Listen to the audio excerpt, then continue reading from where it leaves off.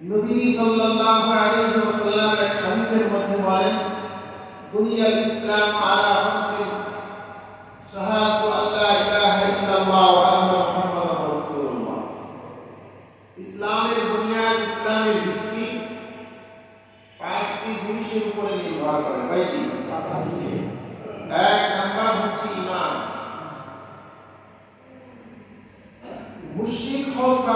পরিবারে যখন প্রাপ্তবয়স্ক হওয়ার পরে যখন তারপরে শরিয়ার পর্দায় তখন থেকে যদি সে ইমামের উপরে থাকে, সর্বপ্রথম যখন ইমাম গ্রহণ করবে, ইমামের উপরে অবিচল থাকবে, তখন তার উপর ইসলামী শরিয়াতের সর্বপ্রথম যে ইবাদত, সে ইবাদত হচ্ছে সালাত, সে ইবাদত হচ্ছে নামাজ। নামাজ এটা এমন একটি ইবাদত যে ইবাদত মানুষকে ভালো দিকে আহ্বান করে। নামাজ আদায় করলে, সালাত আদায় করলে খারাপ মানুষ ভালো হয়, অন্যায় অপরাধ থেকে সে বান্দা ফিরে আসতে পারে, এলাকাবাসীর তৌফিক তাকে দেয়। আল্লাহ রাব্বুল আলামিন বলেন, ইন্নাস সালাতা তানহা আনিল ফাহশাই ওয়াল মুনকার। এই নামাজ তোমাদেরকে অশ্লীল কর্ম থেকে এবং শরিয়াত বর্জিত কাজ থেকে তোমাদেরকে বাঁচাবে। বান্দা যখন নামাজ আদায় করবে, আল্লাহ রাব্বুল আলামিন বলেন ঈমানদারের পরিচয় তো নামাজ। নবী করিম সাল্লাল্লাহু আলাইহি ওয়াসাল্লাম বলেছেন, বাইনাল আবদি ওয়াল কুফরি তারকুস সালাত। মুমিন আর কাফির বান্দার মধ্যে পার্থক্য হচ্ছে সালাত। মুমিন বান্দা নামাজ আদায় করে, কাফির নামাজ আদায় করে না। এটা হচ্ছে মুমিন আর কাফিরের মধ্যে পার্থক্য। মসজিদে কখনো হিন্দুরা আসে না? আসে? এই মসজিদে কখনো দেখছেন খ্রিস্টান বন্ধুরা আসে? আসে না। তাহলে কারা আসে? মুসলমান। যারা মসজিদে আসে তারা মুসলমান। এক হাদিসের মধ্যে নবী সাল্লাল্লাহু আলাইহি ওয়াসাল্লাম বলেন, যখন কোন ব্যক্তিকে তোমরা মসজিদে আসা যাওয়া করতে দেখবে, ফাশহাদু বিল ঈমান, তার ঈমানের ব্যাপারে তোমরা সাক্ষী দাও যে এই লোকটা ঈমানদার, বিধায় সে মসজিদে আসে। যারা ঈমানদার তাদের ব্যাপারে আল্লাহ রাব্বুল আলামিন বলেন, ওয়ালা তাহিনু ওয়ালা তাহজানু ওয়া আনতুমুল আ'লাউনা ইন কুনতুম মুমিনিন। বান্দা যদি ঈমানদার হয়, ঈমানদার বান্দার জন্য কোনো ভয় নেই, ঈমানদার বান্দার জন্য কোনো চিন্তা নেই। ওয়া আনতুমুল আ'লাউনা ইন কুনতুম মুমিনিন ওয়ালা তাহিনু ওয়ালা তাহজানু ওয়া আনতুমুল আ'লাউনা ইন কুনতুম মুমিনিন। ঈমানদার বান্দার কোনো ভয় নেই, কোনো চিন্তা নেই। সূরাতুল মুমিনুনের মধ্যে আল্লাহ রাব্বুল আলামিন বলেন, যারা ঈমানদার হবে আমি আল্লাহ রাব্বুল আলামিন তাদেরকে সফল দেব। সুবহানাল্লাহ। ক্বাদ আফলাহাল মুমিনুন। আল্লাহ রাব্বুল আলামিন বলেন মুমিনগণ সফল কাম করেছে। যারা মুমিন, যারা ঈমানদার তারা সফল। এখন গুণ ছাড়া কোনো ব্যক্তি কোনো বিষয়ের দাবি করতে পারে না, প্রতি লকবের দাবি করতে পারে না। যে কোনো লকব সে নিজের শরীরের সাথে, নিজের সত্তার সাথে লাগাতে চাইলে সেই গুণ তার মধ্যে থাকতে হয়। হাফেজ সবাই দাবি করতে পারে না। যারা কোরআন পৃষ্ঠা মুখস্থ করেছে তাদেরকে হাফেজ। আলেম সকলে দাবি করতে পারে না। যারা মাদ্রাসায় লেখাপড়া করে একটা স্তর পর্যন্ত পৌঁছেছে তাদেরকে আলেম বলে। একজন উকিল, একজন আইনজীবী সকলে দাবি করতে পারে না, পারে? একজন ডাক্তার সকলে দাবি করতে পারে না। প্রতিটা ব্যক্তি নিজ দাবির পিছনে তার কিছু যোগ্যতা থাকতে হয়। যোগ্যতা ছাড়া কোনো রকমের দাবি করতে পারে না। রব্বুল আলামিন বলেন, ক্বাদ আফলাহাল মুমিনুন। মুমিনগণ সফল হয়ে গেছে। মুমিন কারা? মুমিনের পরিচয়, ঈমানদার বান্দার পরিচয় বিভিন্ন আয়াতে কারিমার মধ্যে আল্লাহ রাব্বুল আলামিন বলেছেন। সূরাতুল মুমিনুনের শুরুতে আল্লাহ রাব্বুল আলামিন মুমিন বান্দার পরিচয় দিলেন যে গুণের মাধ্যমে। আল্লাহ রাব্বুল আলামিন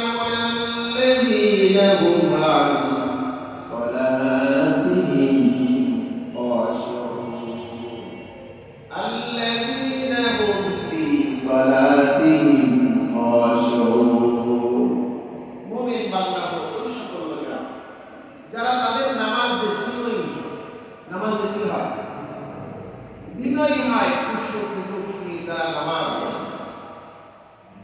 নামাজ ইবাদতের মধ্যে শ্রেষ্ঠতম ইবাদত হচ্ছে নামাজ। সূরাতুল বাকারাতে আল্লাহ রাব্বুল আলামিন সর্বপ্রথম যে ইবাদতের কথা বলেছেন, আল্লাযীনা ইউমিনুনা বিল গায়বি ওয়া ইউকিমুনাস সালাত ওয়া মিম্মা রাযাকনাহুম ইউনফিকুন। এখানে আল্লাহ রাব্বুল আলামিন ঈমানদারের পরিচয় দিয়েছেন, যারা ঈমানদার তারা নামাজ আদায় করে। নামাজ এটা ঈমানদারের আলামত, নামাজ এটা গুনাহ মাফের কারণ, নামাজ এটা আল্লাহর নিকটের কারণ। দুনিয়ার জমিনে এমন কোন নবী নাই, এমন কোন রাসূল নাই যাদের জীবনে নামাজের আমল ছিল না। শরীয়তের মধ্যে তারতম্য ছিল। সকল নবী, সকল সাহাবী, সকল রাসূলগণ তারা নামাজি ছিলেন। আল্লাহ রাব্বুল আলামিন তার বান্দাদেরকে বলতেছেন, বান্দা যদি সফল হতে চাও, একটা আমল তুমি তোমার জীবনের মধ্যে নামাজ, এই তোমার ভিতরে অর্জন করো। যদি নামাজ হয়ে যাও, আমি আল্লাহ তোমার জীবনে সফলতা দিয়ে দিব। নামাজ, এই নামাজ মানুষের জীবনের সফলতা দিবে। এই কারণে সূরাতুল মুনাফিকুনের মধ্যে আল্লাহ রাব্বুল আলামিন বলেন, ইয়া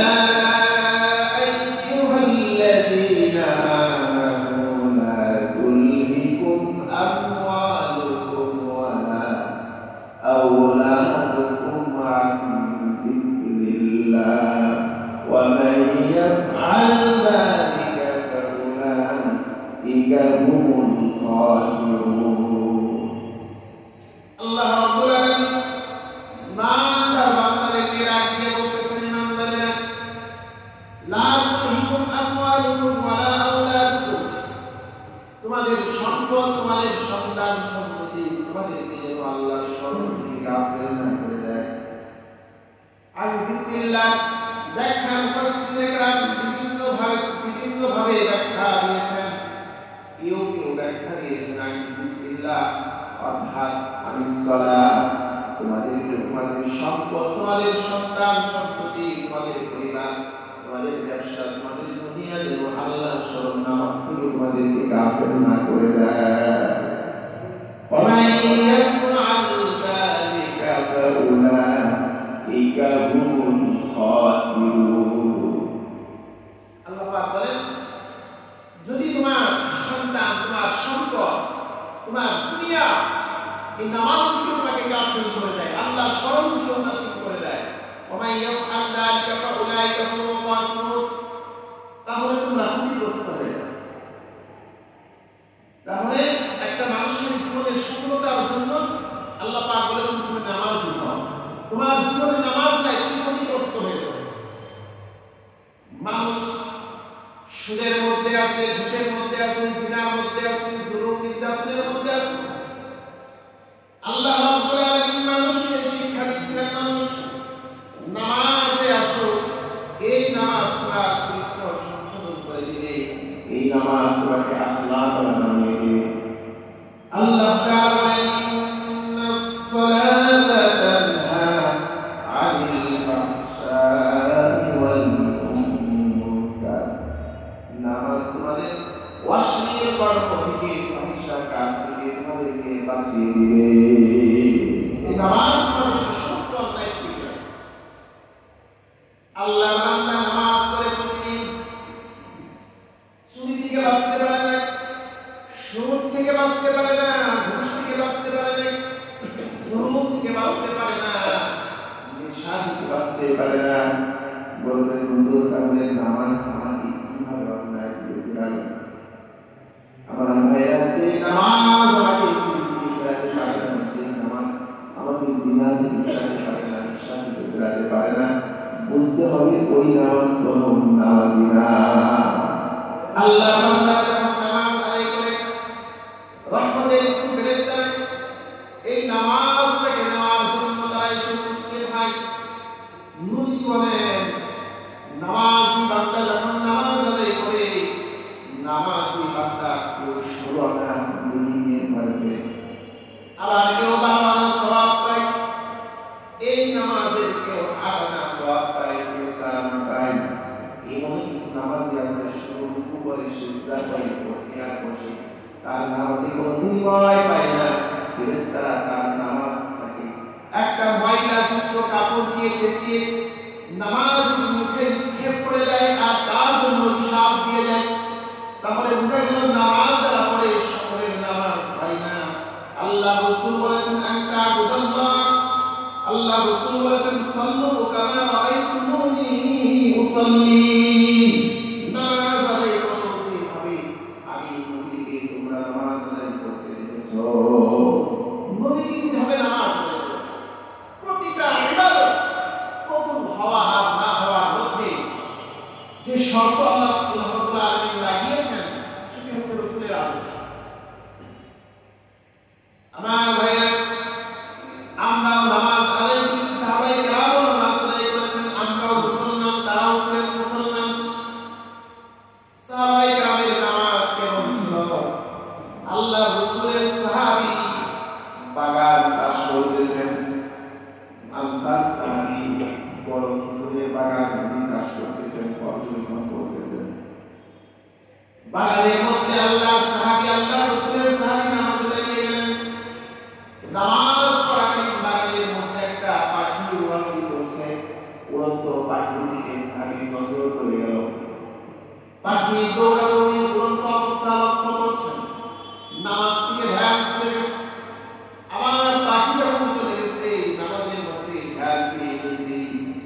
আল্লাহ নবীর সাহাবী চিন্তা করলেন, হায় হায়, এই বাগান আজকে আমার রবের স্মরণ থেকে আমাকে গাফিল করে দিয়েছে, উদাসীন করে দিয়েছে। এই দুনিয়ার সম্পদ আমাকে রবের স্মরণ থেকে দূরে সরিয়ে নিয়ে গিয়েছে। কেমন ইমাম ছিল, নামাজের প্রতি কেমন গুরুত্ব ছিল। আল্লাহ নবীর সাহাবী নবীর সামনে গিয়ে বলেন, ইয়া রাসূলুল্লাহ, ইয়া হাবিবাল্লাহ, আজকে যদি আমাদের খেজুরের বাগান না থাকতো, খেজুরের বাগান আমার প্রয়োজনের প্রয়োজন হতো না, আমি স্কুলে নামাজ আদায় করতাম। এই বাগানে নামাজ আদায় করেছি, বাকির দৃশ্য দেখতে আমি আল্লাহ তাআলার স্মরণ থেকে গাফিল হয়ে গিয়েছিলাম। যে সম্পদ আমাকে আমার রবের স্মরণ থেকে গাফিল করে দেয়, সেই সম্পদ রাখতে চাই না। ইয়া রাসূলুল্লাহ, এই বাগানটা আমি আল্লাহ তাআলা রক্ষা করে দিলাম। আমি আল্লাহর রাস্তায় যাব। সাহাবীদের যে সম্পদ ইবাদতের বিরুদ্ধতা সৃষ্টি করত, সে সম্পদ তারা ছুঁড়ে ফেলতেন, দান করে দিতেন, মানুষকে দিয়ে দিতেন। নবীদের জীবনী কেমন ছিল? হযরতে দাউদ আলাইহিস সালাতু ওয়াস সালামের রচনা আল্লাহ রাব্বুল আলামিন কালামে মাজিদের মধ্যে কত সুন্দর করে বলেছেন। ওয়া ওয়াহাবনা লিদাউদ সুলাইমানা নি'মাল আবদু ইন্নাহু আওয়াব ইয উরিদা আলাইহি বিল আশিয়্যিস সাফিনাতিল জিয়াদ। আল্লাহ বান্দা হযরতে দাউদ আলাইহিস সালাতু ওয়াস সালাম আসরের পূর্ব মুহূর্তে ঘোড়ার যে আস্তাবল রয়েছে, গোয়াল রয়েছে, সেখানে আল্লাহ নবী দাউদ ঘোড়াগুলো পর্যবেক্ষণ করছেন। দুনিয়ার সম্পদ ঘোড়ার দিকে পর্যবেক্ষণ করতে করতে আসরের নামাজের সময় অতিবাহিত হয়ে গিয়েছে। হাত্তা তারাকুল রিজাল ইয উরিদা আলাইহি বিল আশিয়্যিস সাফিনাতুল জিয়াদ। আল্লাহ নবী হযরতে দাউদ আলাইহিস সালাতু ওয়াস সালাম নবীকে সূর্য ডুবে গিয়েছে, নামাজের ওয়াক্ত পার হয়ে গেছে। আল্লাহ নবী হযরতে দাউদ অনুতপ্ত হলেন আর ডাক দিয়ে বলেন, এই উটগুলি আমার কাছে নিয়ে আসো। যে দুনিয়ার সম্পদ আমাকে রবের স্মরণ থেকে গাফিল করে দেয়, এই সম্পদ রাখবো না। আল্লাহ নবী দাউদ আলাইহিস সালাতু ওয়াস সালাম আস্তাবলের সমস্ত উটগুলিকে আল্লাহ তাআলা কুরবানি করে দিয়েছেন। বলেন সুবহানাল্লাহ। কেমন ছিল তাদের নামাজের মহব্বত, ইবাদতের মহব্বত। নবী সাল্লাল্লাহু আলাইহি ওয়াসাল্লাম বলেন, প্রতিটা মানুষ তো চায় তার নিজের জীবনের গুনাহ গুলো মাফ করে দেয়। প্রতিটা মানুষ তো চায় সে যেন নিষ্পাপ হয়ে কবরে যেতে পারে। এই কারণে নবী করিম সাল্লাল্লাহু আলাইহি ওয়াসাল্লাম বলেন, হযরত আবু যর রাদিয়াল্লাহু আনহু হাদিসটি বর্ণনা করেন, শীতের মৌসুমে আল্লাহ নবী সাল্লাল্লাহু আলাইহি ওয়াসাল্লাম বের হয়েছেন ঘরে। হযরত আবু যর রাদিয়াল্লাহু আনহু আল্লাহ হাবিব সাল্লাল্লাহু আলাইহি ওয়াসাল্লামের সাথে রয়েছেন। নবী দেখেন একটা গাছের পাতা বাতাসে ঝরে পড়ছে। নবী দুইটা হাত দিয়ে গাছের ডাল ধরে নবীকে ঝাঁকা দিলেন। গাছের পাতাকে আরো বেশি পড়ছে। নবী ডাকতে বললেন, এই যে দেখো গাছের পাতাগুলি যেভাবে ঝরে ঝরে পড়ে গেল, আল্লাহ তোমার বান্দা তুমি পাঁচ ওয়াক্ত নামাজ আদায় করে আল্লাহ তাআলা তার জিন্দেগির গুনাহগুলি এভাবে তার শরীর থেকে ঝরিয়ে দেয়।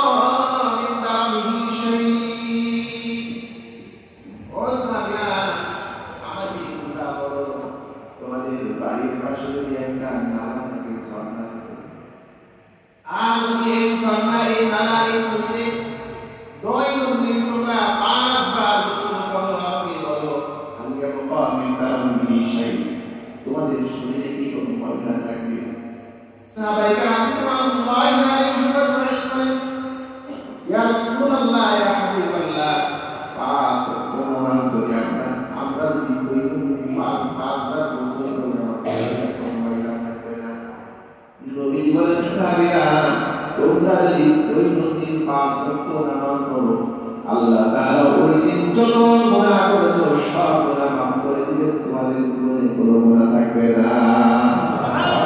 ফজরের নামাজ আদায় করেছিলাম, ফজর থেকে যোহর পর্যন্ত চলতে ফিরতে উঠতে বসতে বান্দা তোমার দ্বারা যত গুনাহ সংঘটিত হয়ে গেছে, যোহরের নামাজ যখন আদায় করবে আল্লাহ তাআলা ফজর থেকে যোহর পর্যন্ত সমস্ত গুনাহগুলি মাফ করে দিবে। আবার এই যোহর থেকে আসর পর্যন্ত এই মধ্যবর্তী সময় তোমার দ্বারা বান্দা গুনাহ হয়ে গেছে, আসরের নামাজ আদায় করেছে আল্লাহ সব গুনাহ মাফ করে দিবেন। আসরের নামাজ থেকে মাগরিব পর্যন্ত তোমার দ্বারা গুনাহ হয়ে গেছে, বান্দা মাগরিবের নামাজে শামিল হয়ে যাও, মধ্যবর্তী সময়ে গুনাহ আল্লাহ মাফ করে দিবে। الصلوات الخمس والجمعة إلى الجمعة كفارة لما بينهما مجتنبة الكبائر। নবীজি বলেছেন পাঁচ ওয়াক্ত নামাজ, পাঁচ ওয়াক্ত নামাজ ওয়াল জুমআতু ইলাল জুমআ, এক জুমআ থেকে অপর জুমআ, এই নামাজগুলি কাফারাতুন লিমা বাইনাহুমা মাজতুনিবাতুল কাবাইর, কবিরা গুনাহ ছাড়া যত গুনাহ আছে এই নামাজের মধ্যবর্তী সময়ে যত গুনাহ হয়ে থাকে, এই সপ্তাহের মধ্যে দুই জুমার মাঝখানে যত গুনাহ হয়ে থাকে, নামাজের ক্ষেত্রে আল্লাহ তাআলা সব মাফ করে দেন। সুবহানাল্লাহ। নামাজ এটা ইবাদতের সর্বপ্রথম ইবাদত। নবী বলেন আউয়ালু মা ইউহাসাবু বিহি আল-আবদু ইয়াওমাল কিয়ামাতি আস-সালাহ, কিয়ামতের ময়দানে আল্লাহ রাব্বুল আলামিন সর্বপ্রথম বান্দাকে যে হিসাব দিবেন, বান্দা তুমি নামাজ আদায় করেছেন, নামাজ ইসলামে। আমাদের অনেক মুসল্লি আসে নামাজের দিকে, সাহাবায়ে কেরামের নামাজ কেমন ছিল? গাজওয়ায়ে জাতুল রিকা থেকে নবী যখন ফিরে আসলেন, কাফেরদের সঙ্গে যুদ্ধ হয়েছে, কাফেরদের কিছু মানুষ হত্যা হয়েছে, মারা গিয়েছে, তাদের একজনের খবর মুসলমানদের উপরে সে আক্রমণ করবে।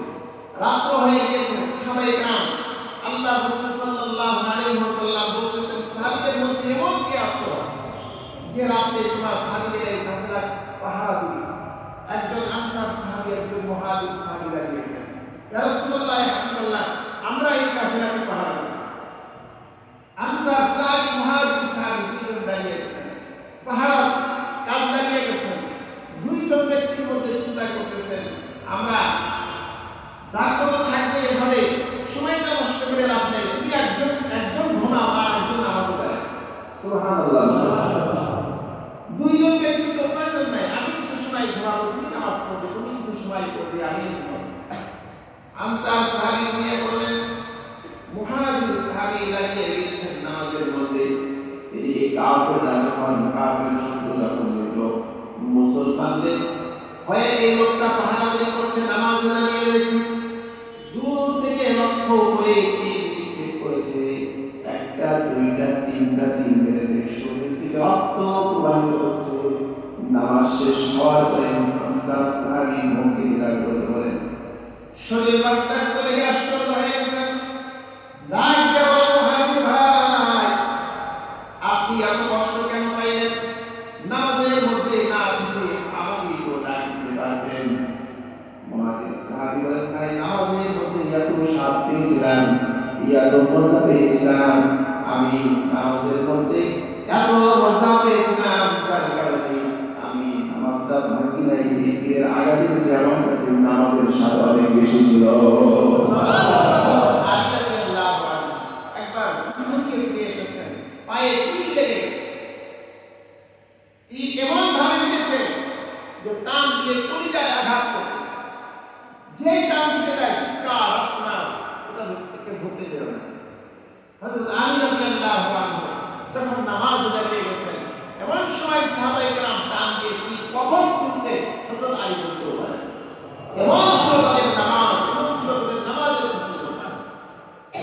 আল্লাহ হাবিব সাল্লাল্লাহু আলাইহি ওয়াসাল্লাম বলেন, নামাজ হয় আল্লাহু যাকার সালাতে ইয়াওমান। নবী সাল্লাল্লাহু আলাইহি ওয়াসাল্লাম একদিন নামাজের আলোচনা করতেছেন, মান হাফিযা আলা সালাত। আল্লাহ রাসূল সাল্লাল্লাহু আলাইহি ওয়াসাল্লাম বলেন, এই নামাজ তোমার জন্য কায়ামত লাহু নূরান ওয়া বুরহানান ওয়া নাজাতান ইয়াওমাল কিয়ামah। কিয়ামতের দিন এই নামাজ তোমার জন্য নূর হবে, নাজাতের কারণ হবে, এটা নাজাতের জন্য দলিল হবে। আর বান্দা যদি এই নামাজ পড়ে মৃত্যুবরণ করেন, ইন্তেকাল করেন, আল্লাহ রাসূল বলেন, কাফেরদের সঙ্গে, হাওয়াদের সঙ্গে, ফিরাউনের সঙ্গে বান্দা তোমার হাসর হয়ে যাবে। আল্লাহ তাআলা, আল্লাহ হাবিব সাল্লাল্লাহু আলাইহি ওয়াসাল্লাম নামাজের এত বেশি গুরুত্ব দিয়েছেন। মৃত্যু যখন সন্নিকটে এসেছে, নবী দুনিয়াবাসীকে লক্ষ্য করে বলে গিয়েছেন, উম্মত সালাত সালাত সালাতুনা, নামাজ ছেড়িও না। নবী আমাদেরকে সবক দিয়েছেন। আল্লাহ রাসূল বলেছেন, তোমরা তোমাদের সন্তানদেরকে বলো, আওলাদাকুম বিস-সালাত, তোমরা তোমাদের সন্তানদেরকে নামাজের জন্য দাওয়াত দাও, আদেশ করো। ইলা বালাগু সাবআ সিনিন, যখন তোমাদের সন্তানের বয়স 7 বছর বয়স হয়ে যায়, সন্তানদেরকে তোমরা নামাজের জন্য বলো। ওয়াজরিবুহুম ইদা বালাগু 10, সন্তানদেরকে নামাজের জন্য প্রয়োজনে প্রহার করো, মারো। 10 বছর হয়ে গেছে নামাজ পড়ে না, 10 বছর হয়ে গেছে সন্তান নামাজ পড়ে না, নামাজের জন্য প্রয়োজনে তুমি তোমার সন্তানকে প্রহার। এটা কার শিক্ষা? নামাজের প্রতি উৎসাহ দেওয়ার জন্য, তাগিদ দেওয়ার জন্য আল্লাহ রাসূল বলেছেন, সন্তান যদি নামাজ পড়তে না চায়, বাবা হিসেবে তোমার দায়িত্ব সন্তানকে শাসন করো। হযরত লুকমান হাকিম একজন আদর্শবান বাবা ছিলেন। সন্তানদেরকে কত সুন্দর করে নসিহত করতেছেন, ইয়া বুনাইয়া আকিমিস সালাতা ওয়া'মুর বিল মা'রুফি ওয়ানহা আনিল মুনকার ওয়াসবির আলা আসাবাক, ইন্না যালিকা মিন আযমিল উমুর। হে আমার সন্তানেরা, আকিমিস সালাত, বাবা সন্তানকে নসিহত করতেছেন, নসিহত করছেন, সন্তান নামাজ প্রতিষ্ঠা করবে, নামাজ আদায় করবে। আজকে কর্মের কারণে নামাজের সময় দিতে পারি না, ব্যস্ততার কারণে নামাজের সময় দিতে পারি না। আমাদের ক্লাসের একটি কিতাবে পড়েছিলাম, কানজুমি নামক একটা কিতাব রয়েছে। অতীত জমানার একজন গোলাম, আগে তো গোলাম বেচা কিনা, এই ইতিহাস আপনারা জানেন না? আগের যুগে গোলাম বেচা কিনা হয়, বাজারে একটা গোলাম, এক মালিক গোলাম কিনতে গেছে। গোলাম মালিক যখন গোলাম কেনার জন্য গেছে, গোলাম মালিককে শর্ত দেয়, আমাকে দিয়ে আমার ধারা খেলমত নিতে গেলে আমাকে আমার কয়েকটা শর্ত রাখতে হবে। আমার দাবি যদি মানে আপনার গোলাম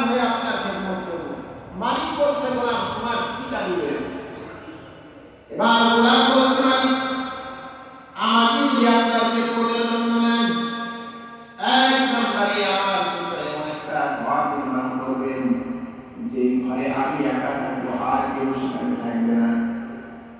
মালিক আপনি আমার দ্বারা দিনের বেলায় খেদমত নেবেন, রাত্রি বেলায় আমার দ্বারা কোনো খেদমত নেবেন না। মালিক বললেন যাও তোমার এই কথা আমি মেনে দিলাম। আমার মেয়েরা মালিক গোলাম তুলে ঘরে নিয়ে চলে আসছে। সারাদিন গোলাম মালিকের খেদমত করে বাড়ির কাজ করে, রাত্র হলে আল্লাহর বান্দা গোলাম নির্জন নিরিবিলি একটি কফি বাংলার ঘরে তাকে বসবাসের ব্যবস্থা করে দিয়েছেন, থাকার জায়গা করে দিয়েছেন। রাত হলে সেখানে চলে যায়, রাত্রে মালিকের খেদমত করে না, মালিকের কোনো কাজ করে না। মালিক নিশার মধ্যে আবদ্ধ হয়ে থাকে, সারা রাত্র মদ পান করে মাথা আলোড়ে পড়ে থাকে। রাত্র যখন গভীর হয়ে গেছে, মালিক নেশা করে যখন বাড়িতে ফিরছে, ফেরার মালিকের মনে চিন্তা হল আমার আস্তাবলগুলি আমার সম্পদগুলি আমি একটু ঘোরাফেরা করে দেখি। সম্পদগুলি মালিক ঘুরে ঘুরে দেখছেন, হঠাৎ করে নজর করে গেল গোলামের ঘরের দিকে। গোলামের ঘরের সামনে গিয়ে দেখে আশ্চর্য ঘটনা, আল্লাহ বান্দা গোলাম সারাটা দিন দুনিয়ার মালিকের খেদমত করে, দুনিয়ার মালিকের গোলামি করে, রাত্র যখন হয়ে যায় ওই ঘরের মধ্যে সাধারণ একজন গোলাম উজু করে কান্দে, আল্লাহ দুনিয়ার মালিকের গোলাম তুমি আমাকে বানিয়েছ, রব্বুল আলামিন আমাকে সম্পদ দাও নাই, স্বাধীনতা দাও নাই, যার কারণে চাইলেও সর্বদা তোমার গোলামি করতে পারি না। আল্লাহ রব্বুল আলামিন দুনিয়ার মালিকের গোলামি সারাটা দিন করেছি, আল্লাহ রাত্র তার কাছ থেকে আমি সময়টুকু চেয়েছি, এই সময়টুকু তোমার গোলামি করি। ওলায়ের মালিক দিনের বেলা তোমার গোলামি করতে পারি না, এটা আমার ব্যর্থতা। আয় আল্লাহ দিনের ত্রুটির কারণে আমাকে মাফ করে দাও, রাত্রের গোলামিটুকু কবুল করে দাও। এই দৃশ্য দেখে মালিক আশ্চর্য হয়ে গেছে। ঘরে ফিরে এসে বিবিকে বলছে, বিবি কার মাধ্যমে আমরা খেদমত দিচ্ছি? এ তো সাধারণ মানুষ না, আল্লাহওয়ালা একজন আল্লাহ ওলি, আল্লাহওয়ালা মালিকের বিবি। এই দৃশ্যটা সচক্ষে দেখার জন্য পরবর্তী রাত যখন হয়ে যায়, স্বামী স্ত্রী দুজন যখন গোলামের ঘরের কাছে গিয়েছে, আল্লাহর কুদরত বোঝা যায়। স্বামী স্ত্রী দুইজন লক্ষ্য করে দেখি গভীর রাত্র চতুর্দিকে অন্ধকার, আল্লাহর বান্দার ঘরের ছাদটা ছিদ্র হয়ে আসমান থেকে একটা নূর এসে ঘরটা আলোকিত হয়ে গেছে। আল্লাহর বান্দা সিজদায় পড়ে রয়েছে আর মনিকে ডাক দিল, আল্লাহ দুনিয়ার মানুষের গোলাম বানিয়েছো, তুমি দিনের বেলা আমল করতে পারি না, রাতের আমল কবুল করে নাও, আয় আল্লাহ দিকে ত্রুটির জন্য মাফ করে দাও। আল্লাহ বান্দা নামাজ শেষ হয়ে গেছে, এবার মালিকের মন পরিবর্তন হয়ে গেছে। ডাক দেওয়া, হে গোলাম তোমার পরিচয় তুমি কেন এতদিন আমাদের সামনে দাও নাই? তোমার দ্বারা খেদমত আমরা যে অন্যায় করেছি, যে অপরাধ করেছি, এর জন্য আমাদেরকে মাফ করে দাও। আজ থেকে আমাদের গোলামি আর তোমার করা লাগবে না, আজকে থেকে আমরা স্বামী স্ত্রী দুইজন মিলে তোমার খেদমতে নিজেদেরকে অর্থ করে দিলাম। আল্লাহ বান্দা তখন নিচে অনুতপ্ত হচ্ছেন। যারা আল্লাহ ওয়ালা তারা তাদের ইবাদতকে জাহির করতে চায়, ইবাদতকে প্রকাশ করতে চায়। আশিক মাশিকের প্রেম থাকে গোপন, আশিকে মা সুদেবিয়া চেরুফিস কিরামান কাতিবিনা হাম খবরনিস। আল্লাহ বান্দা সাথে সাথে আল্লাহর কাছে ফরিয়াদ করে, আল্লাহ ইয়াকুদিন আমি তোমার গোলামি করেছি, তোমার সঙ্গে প্রেমের আলাপ করেছি, আল্লাহ দুনিয়ার কোন মানুষ দেখে নাই, রব্বুল আলামিন তোমার গোলামি করে আমি স্বাদ পেয়েছি, মজা পেয়েছি। আজকে আমার গোলামি এই দৃশ্যটা মানুষের কাছে জাহির হয়ে গেছে। রব্বুল আলামিন এখন যদি দুনিয়াতে আমি বেঁচে থাকি, মানুষের কাছে আমার ইবাদতের খবর প্রকাশ হয়ে যাবে, মানুষের কাছে আমি ফিতনার কারণ হয়ে যাব। রব্বুল আলামিন তোমার আমার প্রেমের কথা কিন্তু মানুষ জেনে ফেলেছে। আয় আল্লাহ, এই দুনিয়াতে থাকতে চাই না। রব্বুল আলামিন তুমি তোমার দরবারে আমাকে নিয়ে নাও।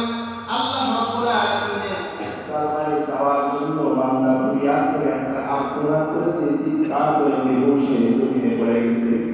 মালিক খবর নিয়ে নিয়ে হাত তুলে দেখে আল্লাহ বান্দার জন্য নাই দুনিয়া থেকে বিদায় নিয়ে চলে গেছে।